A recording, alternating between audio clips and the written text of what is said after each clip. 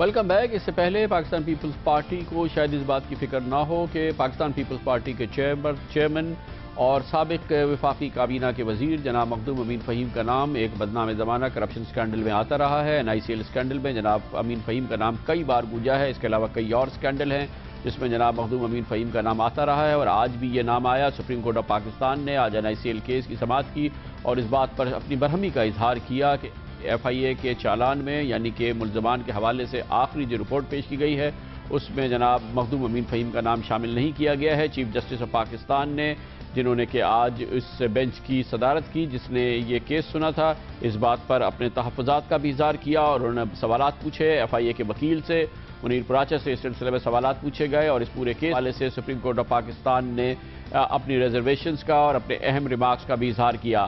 اس کے علاوہ آج پارلیمنٹیرینز کے اور حکومت کے اور اس میں اختلاف کے اہم لوگوں کے نام آئے ہیں جنہوں نے کہ اپنے دورے پارلیمنٹ میں یعنی کہ جب وہ پارلیمنٹ میں فیسلٹیز یوز کر رہے تھے اپنی رہائش گاہ پہ بجلی اور ٹیلی فون کی، تو یہ حضرات نہ بجلی کے بل دیتے تھے اور نہ ٹیلی فون کے بلز دیتے ہیں۔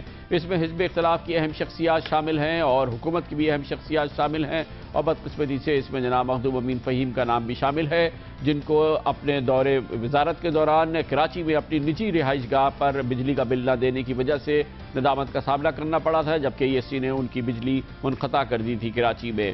NICL اسکینڈل میں ان کا نام، اور اس حوالے سے سپریم کورٹ آف پاکستان میں آج کی کارروائی، اس پر ہم بات کریں گے۔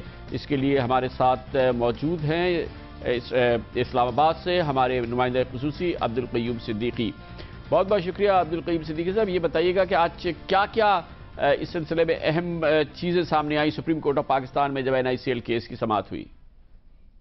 جی کامران صاحب، آج بھی سپریم کورٹ آف پاکستان میں NICL کیس کی سماعت ہوئی ہے، اور اس میں آج بھی FIA کی طرف سے عدالت کو یہی بتایا گیا ہے کہ مخدوم امین فہیم کے اوپر جو الزامات ہیں اس حوالے سے ابھی تحقیقات مکمل نہیں ہو سکی ہیں، اور اس میں FIA کا یہ جس پر عدالت کی طرف سے FIA کے وکیل جو ہے ان کی خاصی جو ہے ان سے پوچھ تاچھ بھی کی گئی، اور FIA کے ان افسران جو کہ ڈائریکٹر FIA ہیں محمد مالک اور انویسٹیگیشن آفیسر، وہ بھی آج عدالت میں نہیں پیش ہوئے۔ اس پر عدالت کی طرف سے برہمی کا اظہار کیا گیا، اور جب عدالت کو یہ بتایا گیا کہ جو چالان ہے وہ داخل کر دیا گیا ہے ٹرائل کورٹ کے اندر، تاہم مخدوم امین فہیم کے حوالے سے ان کا نام کسی چالان کے کالم میں نہیں ڈالا گیا، تو عدالت کی طرف سے اس پر خاصی برہمی کا اظہار کیا گیا، جس پر FIA کے وکیل منیر پراچا کا عدالت میں یہ موقف تھا کہ FIA کے پاس کچھ ایسے شواہد اور آئے ہیں کہ وہ اس میں، اور اس حوالے سے جو ہے ان شواہد کے حوالے سے اب مخدوم امین فہیم سے پوچھ گچھ ہونا باقی ہے، تو عدالت سے یہ استدعا کی گئی کہ انہیں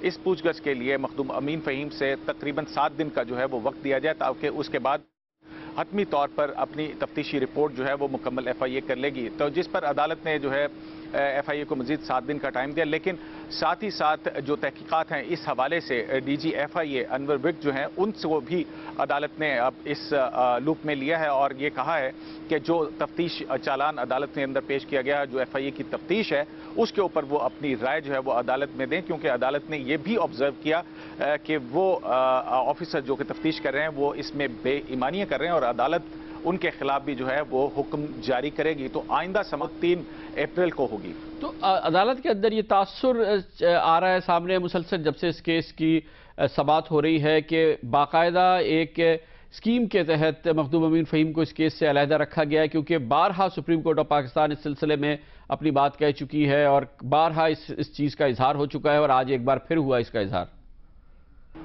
کامران صاحب، مخدوم امین فہیم کے اوپر یہ الزامات ہیں کہ وہ جو 900 ملین کی رقم جو کہ کراچی کے اندر جو زیادہ نرخوں کے اوپر NICL نے زمین خریدی تھی، اور اس کی رقم جو خالد انور کے اکاؤنٹ کے اندر ٹرانسفر ہوئی تھی 900 ملین، اس میں سے 41 ملین روپے یعنی کہ تقریباً 4 کروڑ 10 لاکھ روپے کی رقم مخدوم امین فہیم کے اکاؤنٹ جو ہے اس میں ٹرانسفر ہوئی تھی، تاہم یہ جس کے بعد جو ہے وہ مخدوم امین فہیم کی طرف سے یہ موقف اختیار کیا گیا مختلف جو عدالت کے اندر رپورٹ پیش کی گئی ہے اس کے اندر کہ یہ رقم جو ہے انہوں نے ایک جائیداد جو ہے وہ فروخت کی تھی، اور اس حوالے سے یہ رقم ان کے اکاؤنٹ میں ٹرانسفر ہوئی تھی، تاہم اس حوالے سے جو دستاویزات ہیں اسی پر ایف آئی اے کا کہنا ہے کہ جو دستاویزات اس پراپرٹی کو فروخت کرنے کے حوالے سے تھی تو اس میں کچھ نقائص ہیں اور وہ شاید جعلی ہیں، اور ان جعلی دستاویزات کے حوالے سے پوچھ گچھ کے لیے مخدوم امین فہیم سے جو ہے وہ پوچھ گچھ ہونا ضروری ہے، اور کے لیے آج 7 دن کا وقت جو ہے وہ عدالت سے طلب کیا گیا ہے تاکہ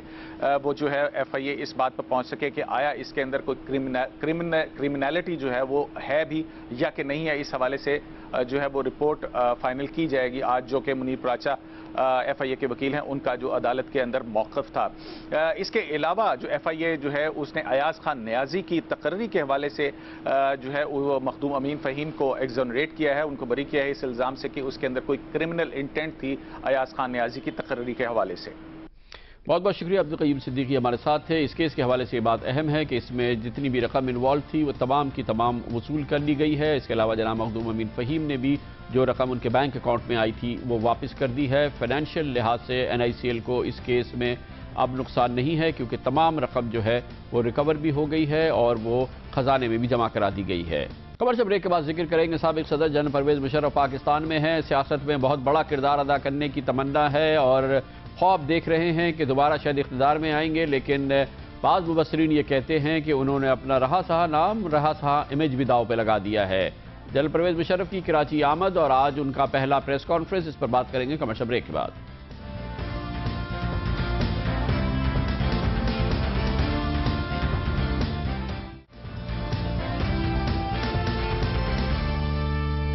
ویلکم بیک۔ کل تھے وہ صدر پاکستان اور چیف آف آرمی سٹاف، اور آج ہیں وہ آل پاکستان مسلم لیگ کے صدر یعنی جناب پرویز مشرف واپس آ چکے ہیں پاکستان۔ اتوار کو پاکستان واپسی آئی، استقبال ان کا نرم رہا اور بعض مغربی اخبارات نے اسے استقبال کے حوالے سے مذاق کہا۔ بہت کم لوگ تھے ایئرپورٹ پہ جو جناب پرویز مشرف کو لینے گئے تھے، اس کی وجہ سیکیورٹی کنسرن بھی تھی، اور جناب جنرل پرویز مشرف کا اب وہ جلال اور وہ ان کا وقار اور وہ ان کا نام نہیں رہا جو اس سے پہلے ہوا کرتا تھا، اور یہی وجہ ہے کہ لوگوں میں ان کی آمد کے حوالے سے کوئی جوش و خروش دیکھنے میں نہیں آتا۔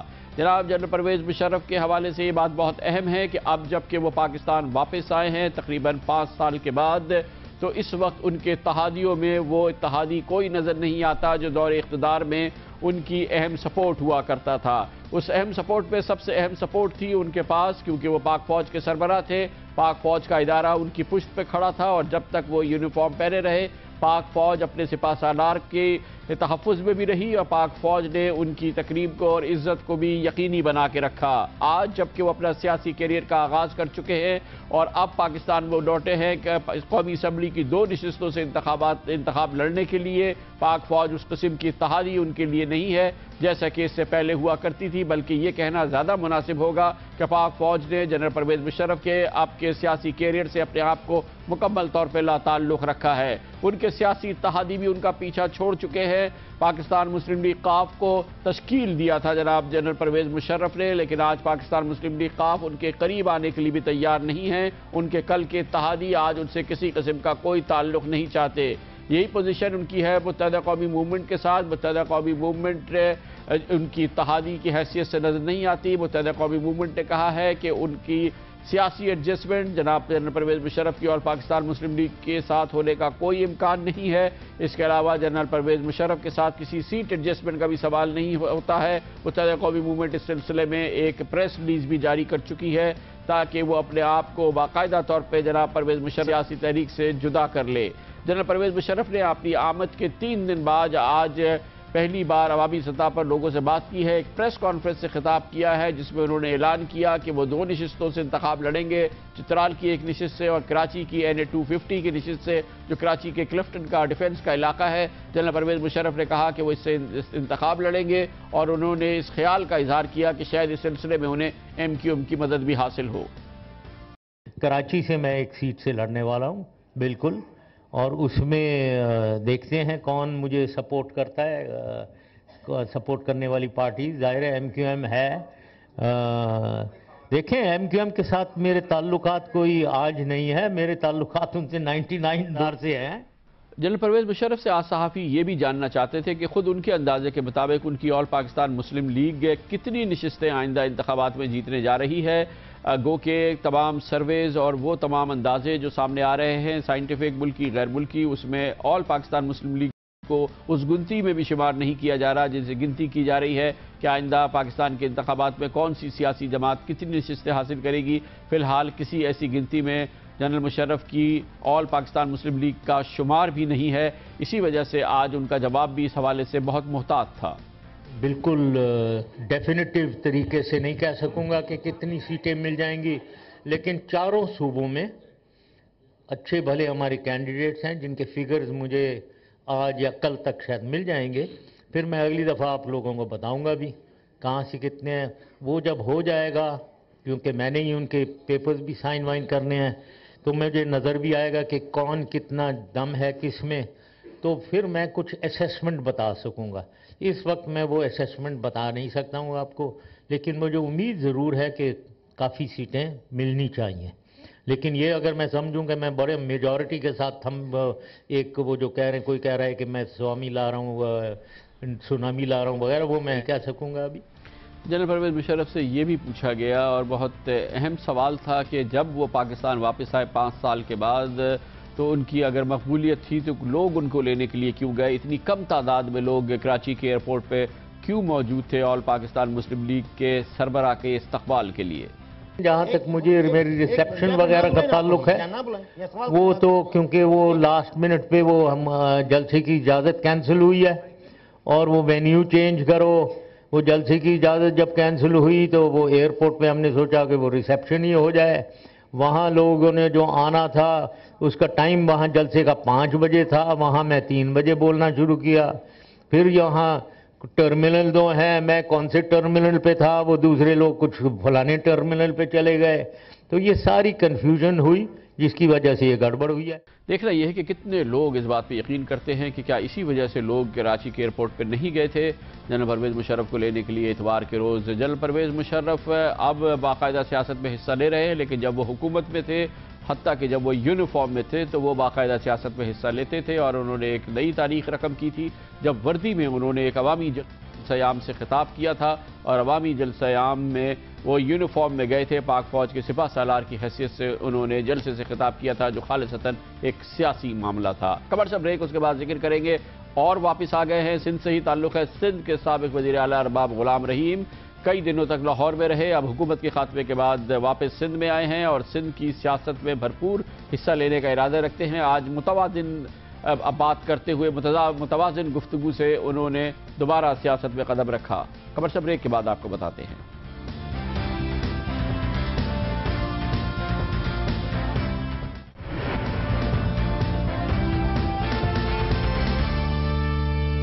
चाहे सिंधी हो, चाहे पंजाबी हो, चाहे पठान हो, चाहे उर्दू बोलने वाला हो, या हमारा मुल्क है पाकिस्तान जिसमें 4 सूबे हैं, मुख्तलिफ ज़ुबानें बोलने वाले लोग हैं और हमारी पार्टी वफाकी पार्टी रही है और आगे भी वफाकी सियासत हम करना चाहते हैं। अच्छी मुतवाज़िन गुफ्तगू के साथ सिंध की सियासत में लौट कर आए हैं सिंध के साबिक़ वज़ीर आला अरबाब ग़ुलाम रहीम, जिनका साबिक़ा दौर में पाकिस्तान मुस्लिम लीग क़ाफ से ताल्लुक़ था और अब उनका ताल्लुक़ पाकिस्तान मुस्लिम लीग हम ख्याल से है।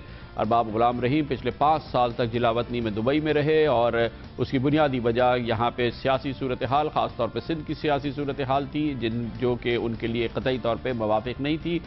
सिंध की सियासत में जनाब अरबाब रहीम का एक मजबूत हिस्सा है। थरपारकर से उनका ताल्लुक़ है, जहाँ पर तकरीबन 2 कौमी असम्बली की और 3 सूबाई असम्बली की नशिस्तें हमेशा उनके ख़ानदान को जाती हैं, इसलिए अच्छा खासा इन्फ्लुएंस है सिंध की सियासत में। और आज वापसी के मौके पर उन्होंने मुतवाज़िन गुफ्तगू की और आम तौर पर हमने देखा यह है कि सियासत में लोगों के जज्बात को उछालने की कोशिश की जाती है, लेकिन जनाब अरबाब रहीम ने मुतवाज़िन बात की और कहा कि किसी को भी ज़बान की बुनियाद पर या फ़िरक़े की बुनियाद पर या किसी और बुनियाद पर किसी को फ़ौक़ियत नहीं होनी चाहिए। सियासत में सब एक हैं, विफाक की उनकी जमात है और वो विफाकियत की बात करेंगे। विफाकियत की बात करने वाले सिंध के साबिक़ वज़ीर आला जनाब अरबाब ग़ुलाम रहीम इस वक्त हमारे साथ मौजूद हैं पुरखास से। बहुत बहुत शुक्रिया अरबाब साहब, आप वापस आ गए सिंध की सियासत में। मुश्किल होता है आजकल तो सियासत में लोग तकसीम की बात करते हैं और एक दूसरे के जज्बात उछालने की बात करते हैं। आप अंदरूनी सिंध में थे लेकिन आपने लोगों को जोड़ने की बात की। دیکھیں جی، میں سمجھتا ہوں کوئی تو ملک کی بات کرے اور کوئی تو وفاق کی بات کرے. یہ جذباتی باتیں کر کے ووٹ حاصل کرنا، پھر اپنی باتوں سے مکر جانا، پھر وہی چیزیں کرنا، میں سمجھتا ہوں اس کا اینڈ ہونا چاہیے. میں کہتا ہوں سچ کی سیاست، سچ بولنا، سچ کی سیاست کرنا. مجھے تو اس کا نقصان نہیں. یہی میں نے بات کی لوگوں سے اس وقت بھی کہ میں نے تو جب چیئرمین ضلع کونسل تھا اس وقت میں نے، حالانکہ میری عمر بھی چھوٹی تھی، مگر میں نے فیصلہ کیا کہ میں لوگوں سے سچ بولوں گا. اپنے علاقے میں تو لوگ میرے سے واقف تھے، مگر سندھ لیول پہ لوگ واقف نہیں تھے. ابھی آہستہ آہستہ واقف ہو رہے ہیں. میں نے یہ شروع سے تہیہ کیا ہوا کہ میں سچ بولوں گا.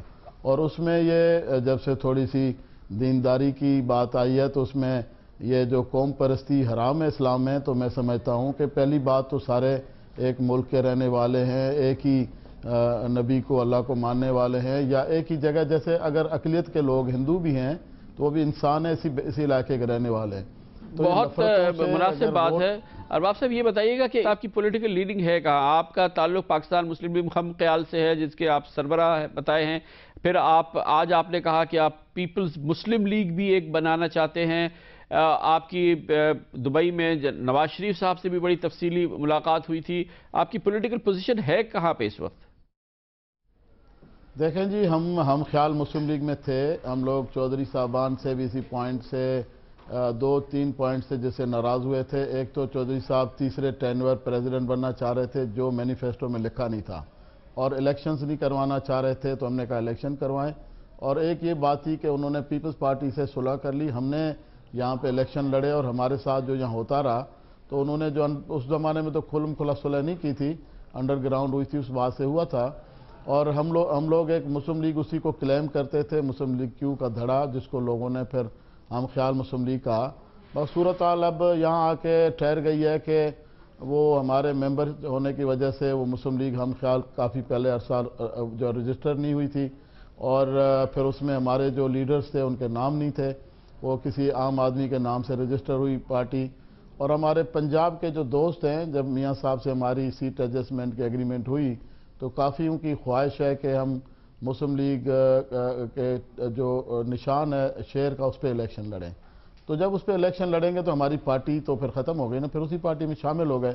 تو میں سمجھتا ہوں کہ ہم اپنی ذاتی حیثیت میں ایک انڈیپینڈنٹ پوزیشن میں، وہ آپ انڈیپینڈنٹ لڑیں گے بالکل صحیح ہے، لیکن آپ کا کیا ذہنی یا کوئی انتخابی ایڈجسٹمنٹ آگے جا کے نواز شریف صاحب کے ساتھ ہو سکتا ہے جس کی آپ بات چیت آپ کی جماعت نے بھی کی اور آپ کی بھی دبئی میں بات ہوئی تھی، یا ابھی اس کا کوئی ڈیسیشن آپ نہیں لینا چاہیں گے؟ دیکھیں جی، ابھی میری میاں صاحب سے یہاں آتے ہوئے بھی لاہور میں بھی ملاقات ہوئی ہے، ادھر دبئی میں بھی ہوئی تھی. وہ اس وقت ہم خیال مسلم لیگ کے حوالے سے بات چیت ہوئی تھی، جو مجھے اس میں تھوڑا سا ریزرویشنز ہیں. مگر ابھی میں نے پیپلز مسلم لیگ بھی ہم نے رجسٹر کرا کے رکھی تھی اسی پرپس کے لیے کہ برے وقت میں ہمیں کام آئے. تو اس کو ہم نے آج اناؤنس کیا. اب ہم اس پلیٹ فارم سے لڑیں گے، مگر میاں صاحب سے بھی سیٹ ایڈجسٹمنٹ کا فیصلہ سندھ میں اسی طرح قائم رہے گا. بہت بہت شکریہ جناب ارباب غلام رحیم. اپنا اور اپنی نئی پیپلز مسلم لیگ کا پروگرام بتا رہے تھے. سیٹ ایڈجسٹمنٹ جناب نواز شریف کے ساتھ برقرار رہے گی سندھ میں. اس کے ساتھ ہی ہمارے آج کے پروگرام کا اختتام ہوتا ہے. کل آپ سے پھر ملاقات ہوگی. کل تک کے لیے کامران خان کو اجازت. اللہ حافظ.